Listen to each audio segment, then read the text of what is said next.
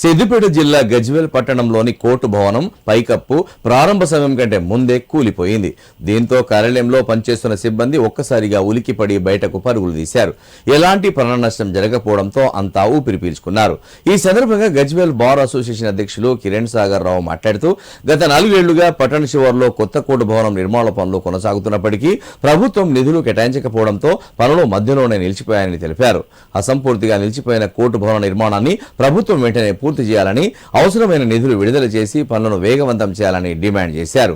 కాగా వచ్చే వేసవిని దృష్టిలో ఉంచుకొని ప్రస్తుతం స్థానిక ఐఓసీ కార్యాలయంలో ఉన్న ఏ బ్లాక్ ను తాత్కాలికంగా కోర్టు కార్యకలాపాలకు కేటాయించాలని ప్రభుత్వాన్ని బార్ అసోసియేషన్ కోరింది. ప్రజలకు ఇబ్బందులు కలగకుండా న్యాయవాదులు, కోర్టు సిబ్బంది భద్రతకు భంగం కలగకుండా తక్షణ చర్యలు తీసుకోవాలని విజ్ఞప్తి చేసింది. నేను బార్ అసోసియేషన్ అధ్యక్షుడిని కిరణ్ సాగర్ రావు నా పేరు.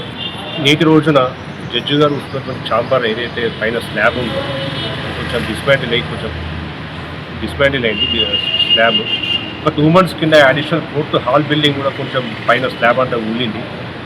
అట్లా ఈ బిల్డింగ్ కూడా అన్ఫిట్ అని చెప్పి 2018లోనే ఆర్ఎండ్బి ఇంజనీర్ సర్టిఫికేట్ ఇచ్చారు.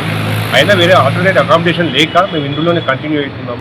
మీన్ వైల్ మాకు ప్రీవియస్ గవర్నమెంట్ ఉన్నప్పుడు 5 acres ల్యాండ్ శాంక్షన్ చేసి 11 crores బడ్జెట్ శాంక్షన్ అలాట్ చేసి బిల్డింగ్ కూడా స్టార్ట్ అయింది. బట్ కొంత బడ్జెట్ వచ్చింది, ఇంకా రిమైనింగ్ బడ్జెట్ శాంక్షన్ కాక బిల్డింగ్ ఆగిపోయింది.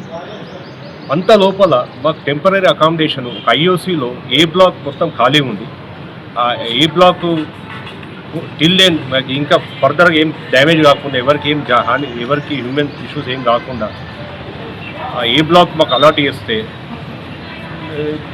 ఆ బిల్డింగ్ అయ్యేంత వరకు ఇది ఏ బ్లాక్ యూజ్ చేసుకోవచ్చు ఐఓసీలో అని చెప్పి మేము మీ ద్వారా గవర్నమెంట్ని కానీ హయ్యర్ అథారిటీస్ మేము విన్నపిస్తాం. ప్రాణ నష్టం ఇలాంటివి జరగలేదు.